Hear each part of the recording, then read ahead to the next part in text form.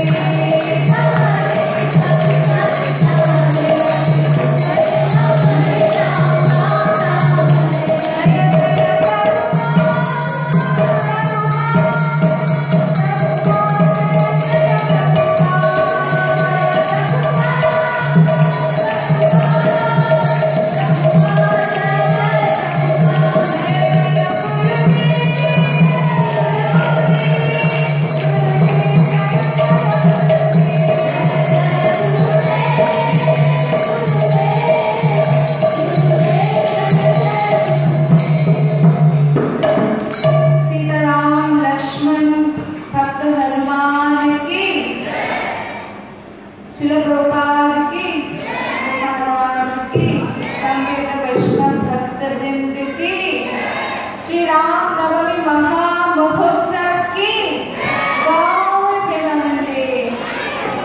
हरे कृष्णा।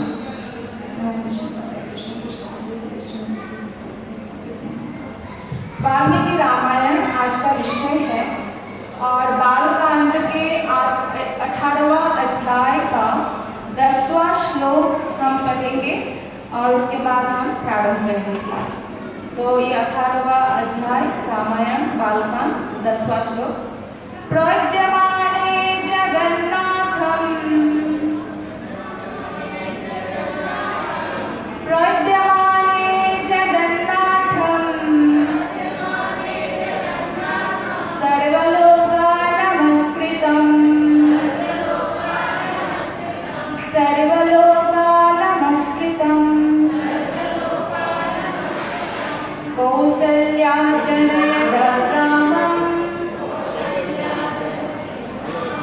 कौशल्या जनयद रामं दिव्यलक्षणं संयुतं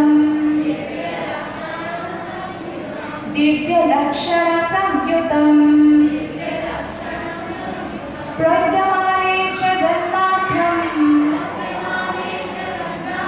सर्वलोकानमस्कृतं कौसल्या जनयद रामं दिव्यलक्षणं संयुतं। तो वाल्मीकि रामायण में ये जो श्लोक है महामुनि वाल्मीकि ने ये प्रमाणित करने के लिए और आने वाले लोगों को बताने के लिए ही ये श्लोक उद्धृत किया है कि कौशल्या से राम जी का जन्म हुआ। जैसा कि भगवान श्री कृष्ण भगवद गीता में कहते हैं जन्म कर्म चमे दिव्यम, ऐसे तो भगवान का कोई जन्म नहीं होता और हम राम के जन्म कथा में भी वो देखते हैं। भगवान दशरथ जो है महान राजा थे, बहुत ही पुण्यवान राजा थे। उनका नाम दशरथ इसलिए भी है क्योंकि 10 दिशाओं में उनका रथ चलता है। इंग्लिश में तो 4 ही दिशा है, ईस्ट वेस्ट साउथ नॉर्थ, लेकिन हमारे शास्त्रों में 10 दिशाएं हैं और 10 दिशाएं हैं पूर्व पश्चिम उत्तर दक्षिण ऊर्ध्व अध और कोना। उत्तर पूर्व दक्षिण पूर्व ये जो और 4 कोना है, तो टोटल 10 दिशाओं में निर्विघ्न चलता था दशरथ का रथ। और जब राम जी राजा बनते हैं और भगवान दशरथ जब राजा बनते हैं तो कभी भी उस राज्य में अकाल मृत्यु नहीं होता था, लोग बीमार नहीं पड़ते थे, कभी भी कोई पत्नी विधवा नहीं होती थी, कभी भी पिता के सामने पुत्र का मृत्यु नहीं होता था, कोई पानी में गिर भी गया, गहरा पानी में बह भी गया तो डूबता नहीं था। अगर कोई प्रेग्नेंट लेडी है तो प्रसव पीड़ा से पीड़ित नहीं होती थी। तो ये पुण्यवान राजा का प्रताप होता है और खासकर इसलिए हम लोग क्या आकांक्षा करते हैं कि हमें राम राज्य प्राप्त हो। हमें सब लोग ये इच्छा तो करते हैं, बाहर के जो राम जी की पूजा नहीं भी करते वो भी ऐसा ही राज्य चाहते हैं, लेकिन जब हमने राम को हृदय से निकाल दिया और राम राज्य की जब हम कामना करेंगे तो ये कैसे संभव होगा? तो हमें पहले राम जी को हृदय में बिठाना होगा और तब जाके जो है राम राज्य बनेगा। इसीलिए श्रील प्रभुपाद ने कहा है कि अगर पूरे विश्व भर के लोग भक्त बन जाए तो ये राम राज्य हो जाएगा। अगर हम चाहते हैं कि हमारे अड़ोसी पड़ोसी भी हमारे साथ अच्छा बिहेव करें तो उनके हृदयों में भी हमें राम जी को बिठाना पड़ेगा। और इसीलिए श्रील प्रभुपाद ने और श्रील प्रभुपाद के शिष्य हमारे सारे जो भी अभी गुरु महाराज हैं वो सभी भक्त लोग यही प्रयास कर रहे हैं कि सबके हृदय में भगवान को बिठा सके। तो वाल्मीकि रामायण ऐसे तो श्री संप्रदाय आपने सुना होगा, 4 संप्रदाय से दीक्षा लेने से ही हम वैकुंठ जा सकते हैं। तो उसमें श्री संप्रदाय है और हमारा संप्रदाय कौन सा है? यस, ब्रह्म मध्व गौड़ीय वैष्णव संप्रदाय। एक संप्रदाय है रुद्र संप्रदाय जो भगवान शिव जी से शुरू होता है, उनका विष्णु स्वामी आचार्य है, वहाँ भी कृष्ण भक्ति सिखाया जाता है, विष्णु भक्ति। और एक है कुमार संप्रदाय, जो सनत कुमार से शुरू होता है। तो ये रामानुज संप्रदाय, रामानुज यानी लक्ष्मण भी रामानुज के रूप में आते हैं। राम अनुज, राम का अनुज। काम का अनुज कौन है? कामानुज क्रोध है।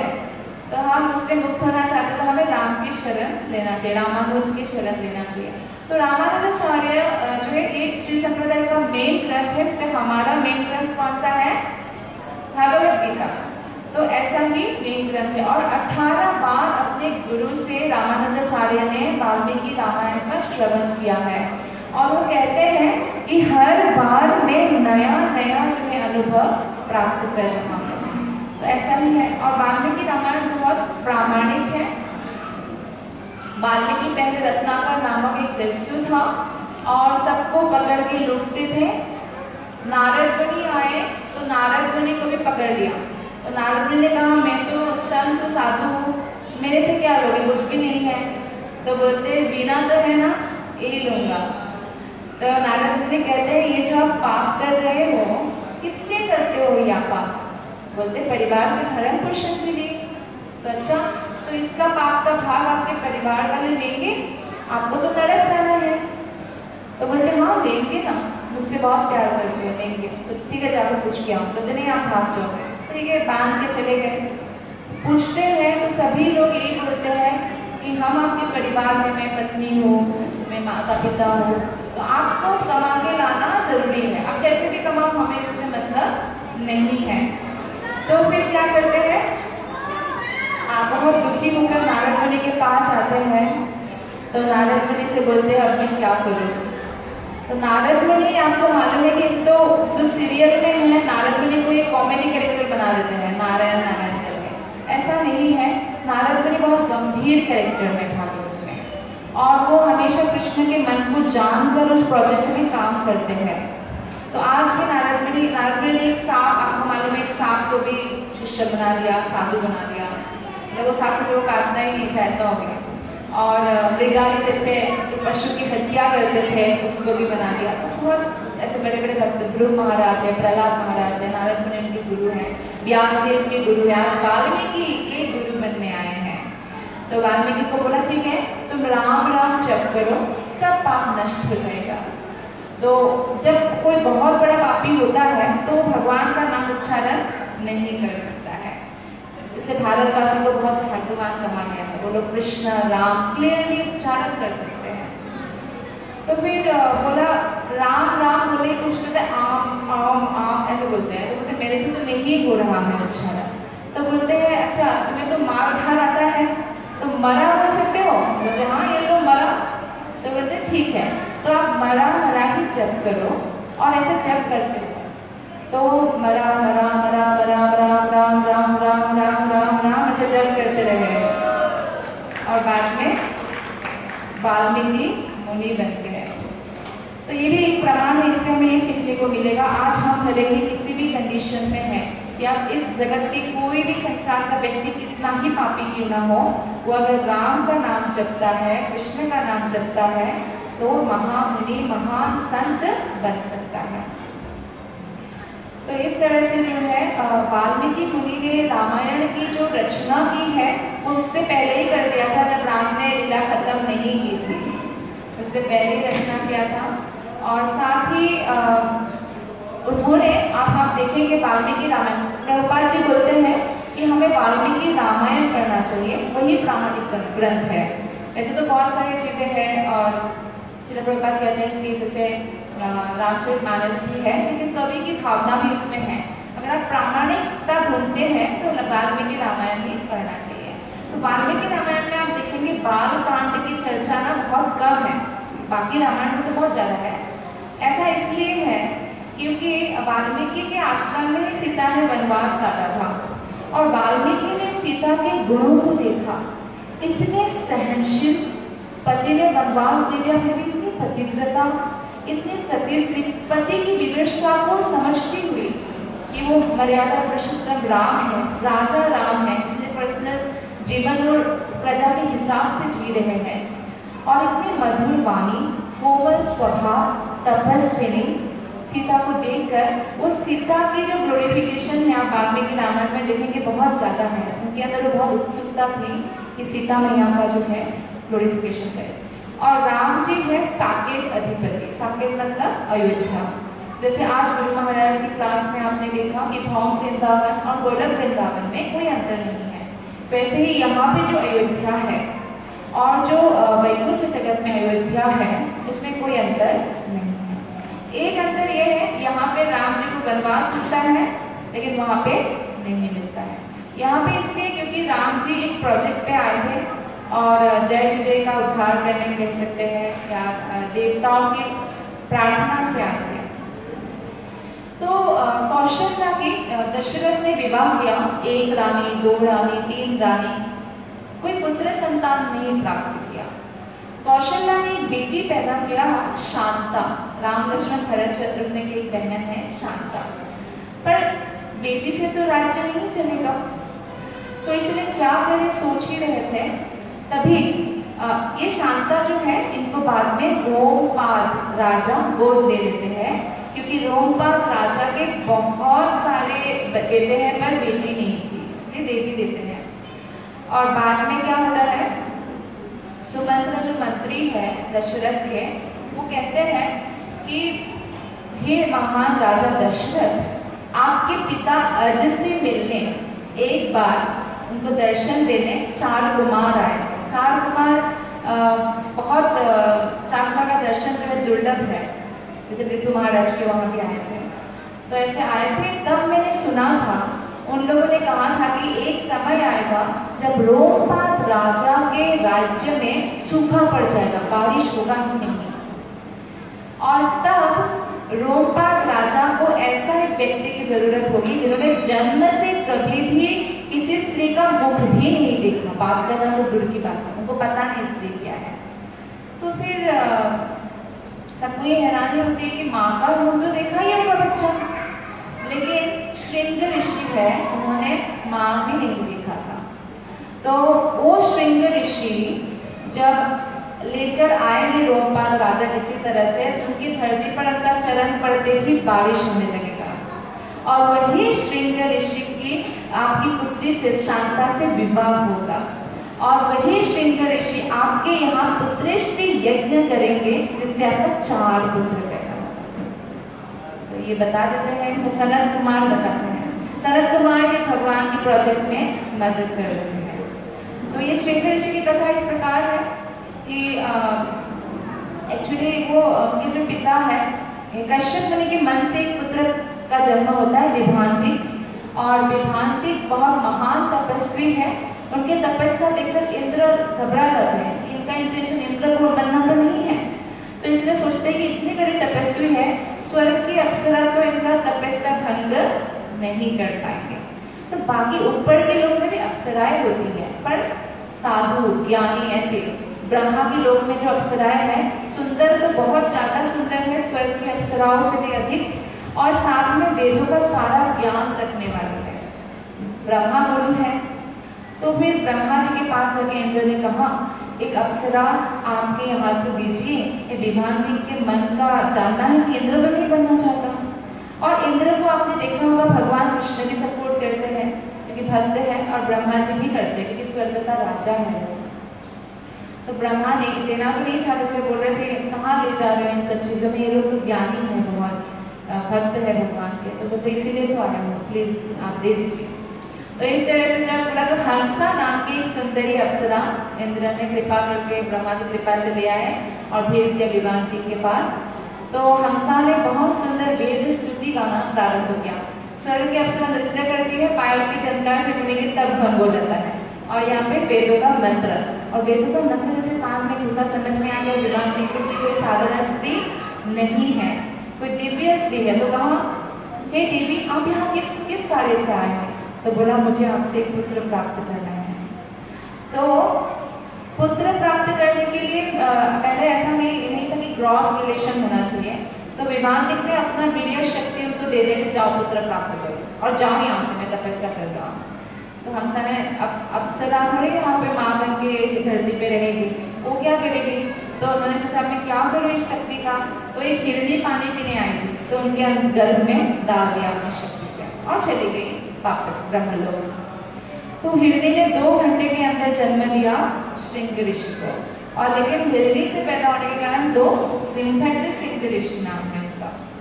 और उन्होंने कभी भी स्त्री का मुख नहीं देखा, पिता ने ऐसे ही लालन पालन किया। तो जब रोमपाद राजा के राज्य में सूखा पड़ गया, तो ये बात हुई कि सिंह ऋषि को लाना है पर कैसे लाए। तो उन्होंने घोषणा कर दिया कि कौन ला सकते हैं, पर कोई भी साहस नहीं किया। लेकिन कुछ वेश्याएं थी, तो बोलते कि देश की सेवा के लिए हम ये कार्य करेंगे। तो बहुत बड़ा जहाज लिया, स्त्री का रूप छोड़कर साधु सन्यासी का रूप धारण कर लिया और चली गई उस आश्रम में। तो इस तरह से सिंह ऋषि से मिलने जुलने लगे। सिंह ऋषि ने कभी स्त्री तो देखा नहीं था, उनको समझ नहीं है, उनको लगा हमारे जैसा साधु ही है। तो जब पिता नहीं होते थे तो उनसे मेल जोल करते थे, बातचीत करते थे, तो उनका आलिंगन करते उनको लगता है ये कैसे साधु है, जिसका आलिंगन करते हैं रोमांच उत्पन्न होता है हृदय में। उनको समझ नहीं आया।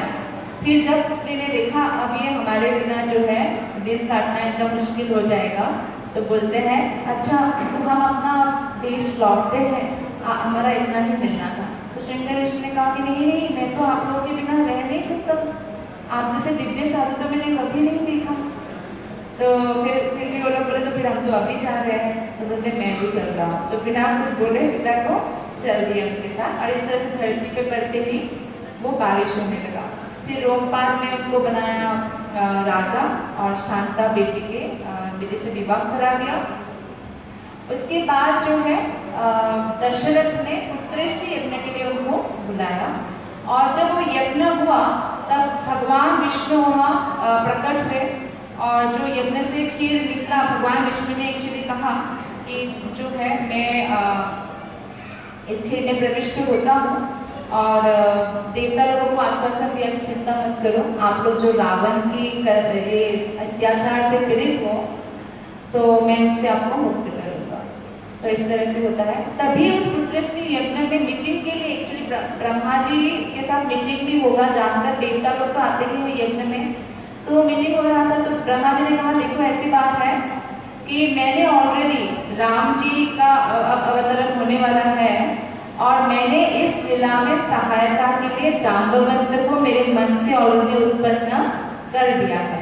क्योंकि रावण ने तपस्या किया है और बोला है कि ये वानर और पशु, ये मनुष्य मेरा क्या बिगाड़ पाएगा।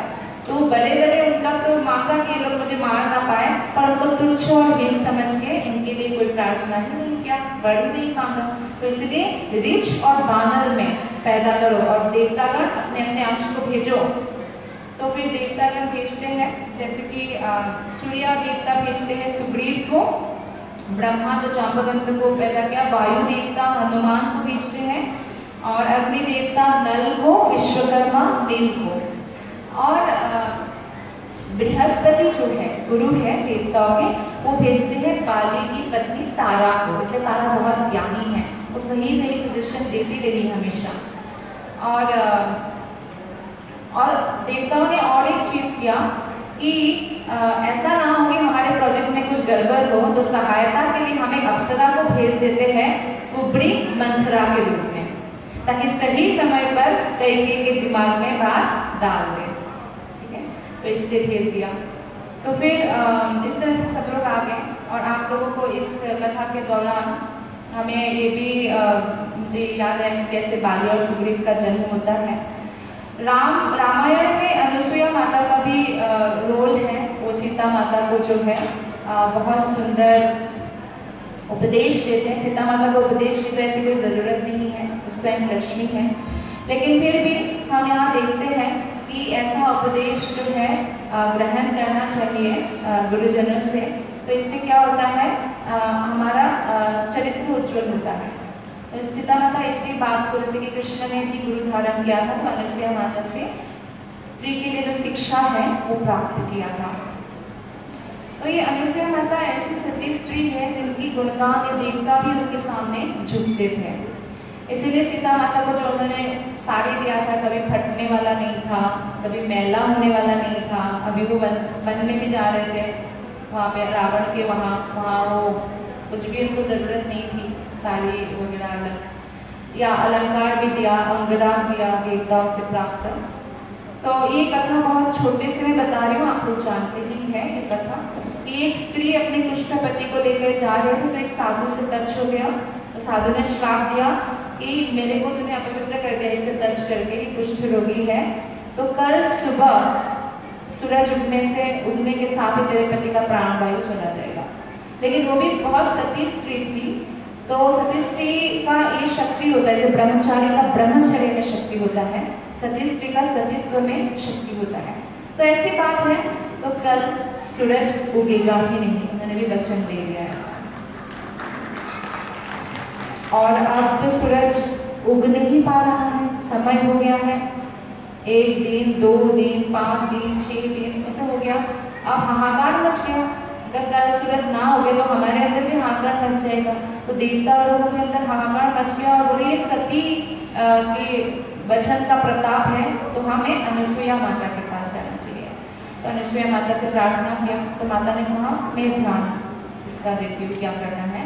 तो उस सती के पास गई अनुसुईया माता ने और कहा सूरज को उगने दो, उदय होने दो सूरज को। तो बोलते नहीं मेरे पति का फिर प्राण निकल जाएगा ना, श्राप है, तो तुम्हारे पति का प्राण मैं रोक दूंगी। तो एक सती ने दूसरे सती को वचन दिया, तब जाके सती ने कहा हे सूर्यदेव अब आप उठ सकते हैं। तो फिर सूर्य उदय होता है इस तरह से।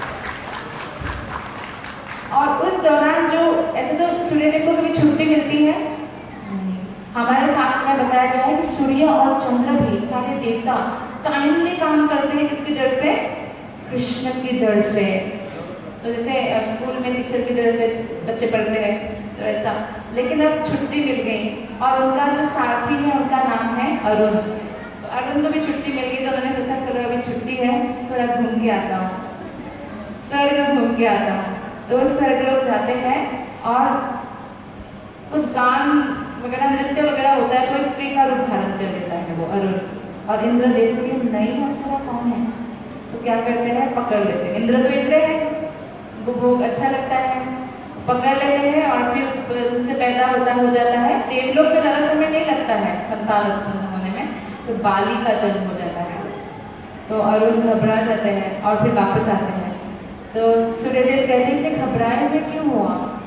तो बोलते ऐसा ऐसा काम हो गया। तो सूर्य कहते हैं कौन सा रूप धारण किया था एक बार दिखाओ तो। जैसे कि शिव जी ने भी कहा था कृष्ण को कि कौन सा मोहिनी रूप धारण किया था, मैं तो था नहीं, एक बार दिखाइए।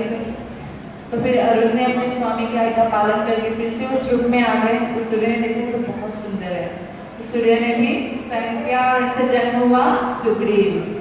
तो इस तरह से बाली और सुग्रीव का जन्म होता है और रामायण में उनका बहुत बड़ा रोल होता है। तो ये जो रावण है एक्चुअली पुलत्स्य मुनि है, वो त्रिनबिंदु मुनि के आश्रम में तपस्या कर रहे होते हैं। वो आश्रम इतना सुंदर है कि स्वर्ग की अप्सराएं भी वहाँ पे आती है, नृत्य गीत करती है ऐसा सरोवर में। तो पुलत्स्य मुनि का डिस्टर्बेंस होता है। तो पुलत्स्य मुनि ने कहा कि आगे से मेरा श्राप है, आगे से अगर कोई भी अप्सरा यहाँ पर आए, मेरा दृष्टि पड़ते ही गर्भवती हो जाओगी। तो अप्सरा डर से भाग गई और कभी नहीं आई। लेकिन ये बात त्रिनबिंदु मुनि की जो पुत्री है उनको नहीं पता था। तो वो गई और वो जब गई पुलत्स्य की दृष्टि पड़ते ही वो गर्भवती हो गई। फिर वो पिता के सामने जाके सर पकड़ के बैठ गई। तो पिता को पता चला, तो पिता ने उनसे विवाह कर दिया पुलत्स्य मुनि से। उनसे पुत्र पैदा हुआ विशर्भा, और विशर्भा भी बहुत बड़े तपस्वी थे। तो सुमाली असुर जो इस समय असुरों का थोड़ा वो हो गया था, डाउन हो गया था असुर लोगों का जीवन। तो उन्होंने अपनी बेटी केक्षी को कहा कि जाओ, ये विशर्भा बहुत बड़े तपस्वी है, उनसे पुत्र पैदा करो। तो पुत्र मांगना, तो उनसे पुत्र पैदा करो। तो विशर्भा मुनि के पास गई केक्षी। तो जब संतान के लिए मांगा तो विशर्भा मुनि ने कहा असमय में आई हो, इसलिए असुर पुत्र पैदा होंगे। तो केक्षी तो चाहती ही असुर पुत्र, लेकिन फिर बोला कि फिर भी जो छोटा बालक होगा आपका वो भक्त होगा। तो फिर पैदा होते हैं रावण, कुंभ, मटका जैसा जिसका कान है, कुंभकर्ण, शूर्पणखा, खरदूषण और लास्ट में विभीषण। विभीषण का जन्म होता है। और आज का दिन जो है ये एक्चुअली नवमी है और नवमी तिथि का अब पूजन होता है। जैसे कि बाकी तिथि का महत्व है, नवमी का ऐसा महत्व नहीं था। और नवमी तिथि को कहा जाता था रिक्ता। रिक्ता मतलब खाली। तो वो एकदम जैसे कोई क्षय रोग हो गया ऐसा स्त्री बन गई। अब हर एक पर्सनैलिटी है, तिथि भी एक एक व्यक्ति है। तो राम और सीता के पास गए। तो राम सीता के पास गई तो राम ने कहा ये कैसा हालत हो गया आपका, क्यों ऐसा हुआ? तो बोला मैं रिक्ता हूँ, मैं नवमी हूँ, मुझे सब लोग ना अशुभ मानते हैं, तो इसीलिए ऐसा मेरा हालत हो गया। तो फिर बोलते हैं कि अच्छा ठीक है, आप खाली हो ना, जो खाली है वहाँ पे मैं जन्म लूँगा, राम बोलते हैं। तो आज नवमी के दिन राम का जन्म हुआ। फिर सीता के पास बैठी थी तो सीता ने कहा मैं भी नवमी के दिन ही प्रकट होंगी। तो सीता नवमी, राम नवमी। और जैसे कि आपने कथा में सुना महावती माता जी के भी कि लोग जो है नवमी पूजन करते हुए पता नहीं कि आप क्यों पूजन कर रहे हैं। उनको लगता है कि शायद देवी का ही कोई पूजन है, लेकिन ये बहुत बड़ा देवी भी जिसका भक्त है वो श्री रामचंद्र का जन्म दिवस है, इसलिए नवमी का पूजन किया जाना चाहिए। तो इस प्रकार से कौशल्या से राम और भरत और शत्रुघ्न सुमित्रा से और कैकेयी से लक्ष्मण, कैकेयी से भरत और सुमित्रा से लक्ष्मण और शत्रुघ्न। तो लक्ष्मण शत्रुघ्न दो पुत्र उन्होंने प्राप्त किया। लक्ष्मण को दे दिया राम जी की सेवा में, कौशल्या माता की बेटा की सेवा में, और कैकेयी माता का बेटा भरत की सेवा में दे दिया अपना छोटा पुत्र शत्रुघ्न। तो इस प्रकार चारों भाई का बहुत अच्छा जो है यहाँ पे हम देखते हैं उनका जो प्रेम है आपस में। तो जो भी रामायण का कथा सुनते हैं तो क्या होता है उनके अंदर एक तो वो आज्ञाकारी संतान बनते हैं, पुत्र बनते हैं, और दूसरा है कि वो भाई भाई में जो है प्रेम बढ़ता है। तीसरा बहुत इम्पोर्टेंट है कि पुरुष का जो चरित्र है वो चरित्र उज्जवल होता है। राम जी की कथा सुनने से वो तपस्वी बनते हैं। लोग सोचते हैं गृहस्थ मतलब सर्टिफिकेट मिल गया, अब हम कितना भी जो है कैसे भी लाइफ जी सकते हैं, लेकिन भक्त जानते हैं कि गृहस्थ का भी जीवन तपस्या है। गृहस्थ जीवन का मतलब है रिस्पॉन्सिबिलिटीज, बीवी का, बच्चों का, उनको कमा के लाना है, उनकी रक्षा करना है। ये भी शास्त्र में लिखा है। अगर आप राम जी की तरह साथ ऐसे समुद्र क्रॉस किया ना, उन्होंने समुद्र क्रॉस करके रावण को मार के सीता को ले आए। राम जी इतने सर्वगुण संपन्न है, उनको क्या आवश्यकता है? उनको तो और अच्छे से अच्छी स्त्री मिल जाती।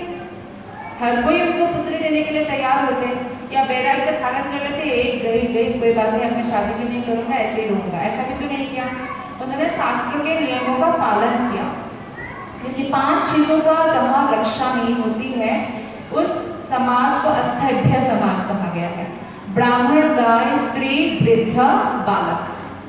तो इसलिए अपनी पत्नी की रक्षा करने के लिए वो रावण से भी युद्ध करके ले आए। और ये सीखने को मिलता है कि गृहस्थ का जीवन भी तपस्या है और उसके साथ साथ भक्ति भी करना है। कहा जाता है कि 8 घंटा काम जीविका अर्जन के लिए, 8 घंटा अपनी साधना और 8 घंटा पर्सनल, 6 घंटा सोना, 2 घंटा नहाना खाना, ये सब है। तो ऐसे जीवन बिताना चाहिए, ये तपस्या का जीवन है। तो ये सीखने को मिलता है। इवन मनुष्य जीवन तपस्या का है, ये सीखने को मिलता है। और साथ ही साथ जो है सीता मैया का चरित्र से, अनुसुईया माता का चरित्र से, मंदोदरी के चरित्र से, इन सब सतियों के चरित्र से हमें सीखने को मिलता है कि स्त्री को मर्यादा कैसे रक्षा करना है। कोई अगर सीता माता का स्मरण करे ना, रोज स्मरण करे, तो क्या होता है उनकी सतीत्व तो ऑटोमेटिकली रक्षा हो जाता है।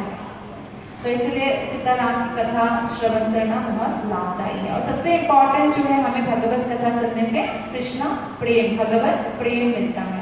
तो ये रामायण से हमें लाभ प्राप्त होता है।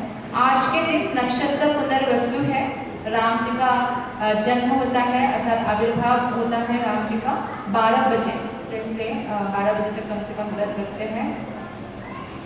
और इस तरह से जन्म हुआ चारों पुत्र का। और फिर जो है उनका गुरुकुल जाने का समय आया। तो पहले समय में राजा के पुत्रों को भी गुरुकुल भेज देते थे। 5 साल में गुरुकुल कम से कम 20 साल रहते थे, 15-20 साल रहते थे। और हम इसमें ये भी देखते हैं कि जो माता का एक बहुत ज़्यादा अटैचमेंट होता है ना संतान होने से, तो गुरुकुल में जाने से वो अटैचमेंट भी कम रहता है थोड़ा, या वो भी तपस्या करती है, वियोग को सहती है। तो ये भी बहुत अच्छा है। और गुरुकुल में वो अच्छा ब्रह्मचर्य का प्रैक्टिस करते हैं, शास्त्रों का ज्ञान प्राप्त करते हैं। पहले के गुरुकुल में ऐसा नहीं था कि सिर्फ आपको भौतिक शिक्षा दिया जाता है, आध्यात्मिक शिक्षा, मेडिकल साइंस, इंजीनियरिंग, पॉलिटिक्स सब कुछ सिखाया जाता है, ऑलराउंडर बन जाते हैं। और जब गुरुकुल में दशरथ अभी आए हैं तो वशिष्ठ मुनि ने कहा है कि अभी आप जाइए छोड़कर। तो बोलते नहीं आप मंत्र दीजिए मैं भी रहूँगा, बोलते नहीं आप जाइए। फिर जाने के बाद पहले मंत्र देने से भी पहले क्या करते हैं, चारों कुमारों का परिक्रमा करते हैं, गुरु प्रणाम करते हैं, और उसके बाद ही वो आगे का शिक्षा वगैरह करते हैं। और अभी गुरुकुल से पढ़ के जो है बालक सारे वापस आए हैं, तो दशरथ की खुशी का कोई ठिकाना नहीं है। इतने में क्या हुआ, वशिष्ठ मुनि वहाँ पे है ही ऑलरेडी, विश्वामित्र मुनि आते हैं और कहते हैं, विश्वामित्र मुनि की बहुत स्वागत होता है, भव्य स्वागत। दशरथ कहते हैं मुनिवर आपको जो चाहिए मैं दे दूंगा, सब कुछ आपके ही है ऐसे। तो बोलते हैं मुझे मन में बोलते हैं आप राज्य में मांगोगे तो मैं राज्य भी दे दूंगा, लेकिन मन में रहता है कि बस राम ना मांगे। तो विश्वामित्र मुनि कहते हैं राम चाहिए मुझे। तो दशरथ कहते हैं अरे आप राज्य ले लीजिए, राम जी को, राम अभी अभी आए हैं, छोटा बालक है, अभी तो पढ़ के आया है, अभी तो उसने कोई युद्ध भी नहीं जीता है, तो वो क्या आपकी यज्ञ में जो असुर है उसको मारेंगे। तो बोलते हैं मुझे राम ही चाहिए, राज्य क्या करूँगा मैं। विश्वामित्र बोलते हैं मैं भी तो राजा था। विश्वामित्र पहले राजा थे क्षत्रिय, बाद में वशिष्ठ मुनि का जब प्रताप देखा तो उससे वो भी मुनि बनने की इच्छा से तपस्या करने चले गए। तो बोलते मैं भी तो राजा था, मैं अपना राज्य छोड़कर जो है अभी मैं आया हूँ यहाँ पे, तो आपका राज्य लेके क्या करूँगा, मुझे राम भी चाहिए। तो दशरथ महाराज ये बार बार सुनकर मूर्छित हो जाते हैं, मूर्छा से बार बार उठते बोलते हैं चतुरंगिनी सेना लेके जाइए, मैं आता हूँ असुर को मारने के लिए। विश्वामित्र कहते हैं मैं नहीं मार सकता क्या, मैं भी तो मार सकता हूँ, लेकिन मुझे फिर भी राम चाहिए। तो वशिष्ठ मुनि कहते हैं ये राम जी की ग्लोरीज को बढ़ाने के लिए ले जा रहे हैं, और आप जो चिंता कर रहे हैं ना, अभी गुरुकुल से बेटा पढ़ के आया है, विवाह बहू लाएंगे अच्छे से, वो सब काम कर लेंगे वो अपने आप चिंता मत कीजिए। तो तब दशरथ जो है भेजते हैं, और ताड़का जो है पहली असुर है, तो ताड़का को बोलते हैं विश्वामित्र की मारो। पहले तो राम जी संकोच करते हैं, राम जी को लगता है कि स्त्री है कैसे मारो, तो लेकिन तब विश्वामित्र मुनि ने कहा ये तो नरभक्षी है, खाते मनुष्य को, ये इनको मारने से कोई पाप नहीं लगेगा। तो पहली जो स्त्री होती है असुर स्त्री, उनको मारते हैं। और कृष्ण लीला में भी कृष्ण पहले किसको मारते हैं, पुतना भी स्त्री की उत्पत्ति, तो नरभक्षी इसे मारने में कोई पाप नहीं लगता। और उसके बाद जो है उनकी 2 पुत्र हैं, सुबाहु मारीच सॉरी। तो मारीच और सुबाहु ने क्या करते थे, यज्ञ करते थे। विश्वामित्र ऊपर से खून हड्डियां बाथरूम कर देंगे, कुछ भी करके यज्ञ को खराब कर दिया। तो इसीलिए क्या किया उन्होंने, राम को ले आए, और वाल्मीकि रामायण में लिखा है कि 6 दिन तक तो कोई उपद्रव नहीं हुआ। 7वें दिन वो लोग आए और कोशिश किया उपद्रव करने की, तो राम जी ने एक बाण मारा, मारीच 100 यजन दूर गिर गया, और उस जगह का नाम है मॉरिशस है ना। और सुबाहु को मारा, अभी इसको इसलिए नहीं मारा क्योंकि आगे लीला में काम आएगा ना, सीता हरण में मारीच ही आता है हिरण बन के, और फिर सुबाहु को प्राण निकल गया, सुबाहु का उद्धार हो गया। तो बाद में जो है हम देखते हैं, समय कम है तो हम इसे थोड़ा संक्षेप में बोलेंगे। बाद में विश्वामित्र मुनि ले जाते हैं उनको जनक महाराज के वहाँ, और विवाह होता है सीता और राम का। और उसके बाद जो है विवाह करके दशरथ के यहाँ जब आते हैं राम जी, तो भी दशरथ बहुत खुश होते हैं और सोचते हैं कि अब देरी क्यों करें, अब राम को राजा बना देते हैं। तो पहले के राजा लोग ऐसे होते थे कि वो लोग जो है अपना वैराग्य का समय में वैराग्य ले लेते थे। नहीं तो वो राजा अभी तो इतना ही बुरा हो जाए, सिंहासन नहीं छोड़ना चाहता है कोई, पहले ऐसा नहीं था। तो प्रजा से पूछा, जो भी वो था, दशरथ के राज्य में भी सब लोगों के पास अपना अपना महल था, इतना रिच थे सब लोग, मुकुट, सोने के मुकुट धारण करके बाहर निकलते थे। अब मुकुट की जगह हेलमेट आ गया, लेकिन पहले मुकुट पहनते थे। और फिर जो है राम जी ने कहा, हाँ, तो राम जी के बारे में प्रस्ताव रखा कि हमने ऐसे सोचा है, तो आप लोगों का क्या राय है? सभी सभासदों ने, सारे प्रजाओं ने एक साथ बोला कि हम तो चाहते हैं राम राजा हो, और जितना जल्दी हो उतना जल्दी हो। तो दशरथ ने राजनीति को ध्यान में रखते हुए कहा कि सुनो, मेरे हाँ में हाँ मिलाने की जरूरत नहीं है, आप सोचो अच्छे से, फिर 1-2 दिन बाद बताओ कि राम जी ही क्यों राजा बने, मतलब मैं राजा बना रहा हूँ तो क्या बुराई। तो फिर बोला कि हमारे बच्चे भी पूछते हैं कि राम कब राजा बनेंगे। राम में बहुत सारे गुण हैं, शरणागत वत्सल तो वो है ही। आपने देखा विभीषण रावण का भाई था तो भी उन्होंने शरण दिया, सुग्रीव ने मना किया, हनुमान ने कहा परीक्षा लेना होगा, तो राम जी कहते हैं शरणागत की परीक्षा नहीं ली जाती है। तो फिर राम जी से पूछा, अच्छा तो फिर कब रावण आ जाएगा? तो आपने विभीषण का तो शरण दिया ही, और अभी तो आपने लंका विजय प्राप्त किया नहीं, और लंका का राज घोषित करके समुद्र के जल से अभिषेक कर दिया कि यही लंका राज विभीषण है। तो आप रावण आ जाएंगे तो आप तो शरणागत वत्सल है, तो आप क्या करेंगे? तो बोलते हैं आप रावण को क्या देंगे, लंका तो विभीषण को दे दिया, रावण को मैं अपना अयोध्या दूंगा। बोलते और भरत को मैं अपना वैकुंठ दे दूंगा। तो इस तरह से राम का एक, जो गुरु महाराज ने क्लास में बताया, ये जो वैराग्य ये भी एक ऐश्वर्य होता है, तो ये सबसे ज्यादा किसके पास है? भगवान राम, भगवान के पास है।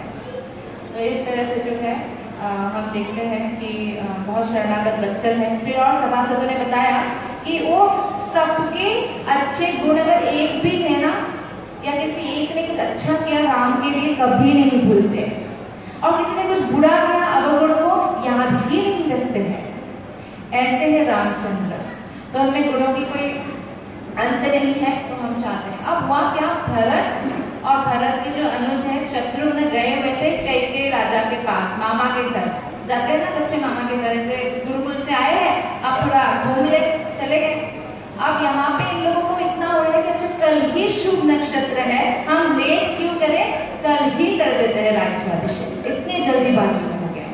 तो सब लोग एक स्वर में हाँ कल ही हो जाए राज्याभिषेक। तो इतने में सब लोग खुश थे, सब लोग खुश थे, एक व्यक्ति खुश नहीं थी। कौन है? मंथरा खुश नहीं थी। वो जगह कैकेयी को खबर देती है, आपको मालूम है राम का राज्याभिषेक हो रहा है।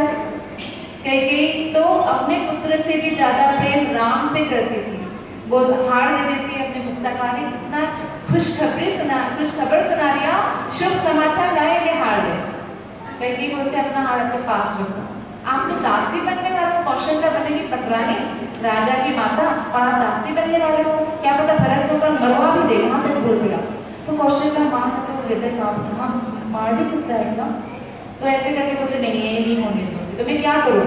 बोलते अब मंथरा जो है शिक्षा देती है, ऐसा करो कि आप जो कोप भवन में जाओ और जाके तब तक आप अपना कोप भवन त्यागना नहीं जब तक दशरथ राम का शपथ ना ले, क्योंकि राम का शपथ ले बिना आपका वचन भी वो तोड़ सकते हैं, लेकिन राम जी का शपथ वो कभी नहीं तोड़ेंगे। ऐसा होता भी है जब सुमंत्र छोड़ने जाते हैं ना वन में राम जी को, लक्ष्मण सीता को, तो फिर तब लक्ष्मण को तो बहुत क्रोध आता है, लक्ष्मण तो अनंत शेष है, तो वो तो बोलते हैं भैया आपको कोई जरूरत नहीं जाने की, मैं भरत को भी मारूंगा, दशरथ राजा को भी मारूंगा। ऐसे अधर्म कैसे कर सकते? तो सुमंत्र को राम ने शपथ दिया, पिता के सामने खबरदार ये बात मत बोलना, आपको मेरा शपथ है। तो सुमंत्र जब वापस जाकर दशरथ बोलते हैं कि हमने सोचा था इनके साथ सीता को तो लिया होगी, सीता भी नहीं आई, बोलते नहीं। तो बोलते क्या कहा राम ने तुम जब आ रहे थे? तो बोला कि पिता को कहना सारी माताओं को समान रूप से प्रेम दे, उनका ध्यान रखे। राम जी के हृदय में कैकेयी माता के प्रति थोड़ा सा भी वो नहीं था। और फिर बोलते अच्छा लक्ष्मण ने क्या कहा? बोले लक्ष्मण ने जो कहा ना वो मुझे राम ने अपना शपथ दिया है, लेकिन मैं आपका सेवक हूँ, आप चाहो तो मैं बता दूँ। तो दशरथ ने कहा नहीं, राम का शपथ लिया है ना, मत बताना। मैं जानता हूँ मेरा पुत्र है वो क्या बोलेगा, मैं जानता हूँ। अब और अच्छा होगा कि ऐसा भाई जब राम के साथ है तो मुझे क्या चिंता है, मैं तो अब आराम से शरीर त्याग सकता हूँ। फिर बाद में कथा आती है, अब हम कथा संपन्न करेंगे, समय कम है। बाद में कथा आती है कि सीता को ले जाते हैं रावण, लेकिन सीता को स्पर्श नहीं कर सकते रावण। तो राम जी उनको बुलाते हैं और बोलते हैं देखो आपको स्पर्श तो नहीं कर सकते, तो इसलिए छाया, आपकी छाया को भेजो, छाया सीता को भेजना है, तो आपको मैं अग्निलोक भेज रहा हूँ।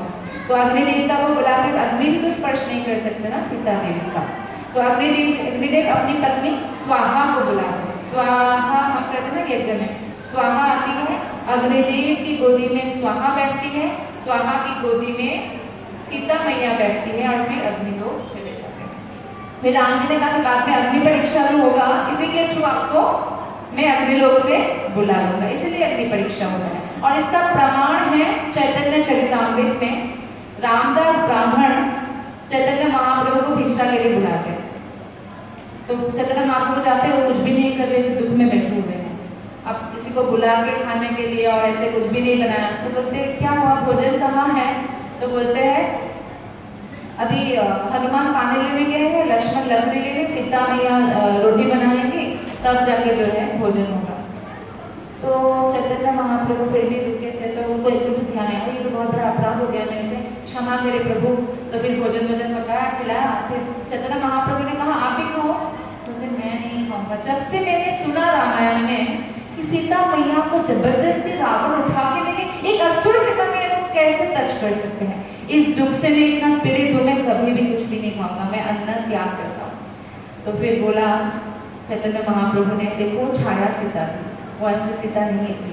फिर चैतन्य महाप्रभु जाते हैं और कुड़ुम्ब क्षेत्र में जो कुड़ुम्ब पुराण है उसका 2 पन्ना फाड़ के ले आते हैं और ब्राह्मण को दिखाते देखो इसमें भी लिखा है वो छाया सीता है। तब ब्राह्मण के दिल को सुकून मिलता है और वो अन्न ग्रहण करते हैं। तो ये प्रमाण है।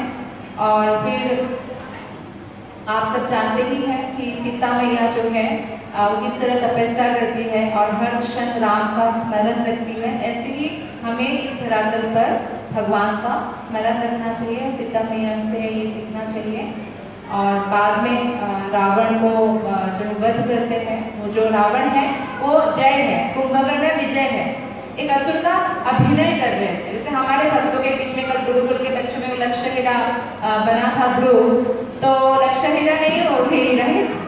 तो ऐसे ही हमारे भक्तों के बीच में कोई रावण बना, कुंभकर्ण बना और असुर नहीं बन गए।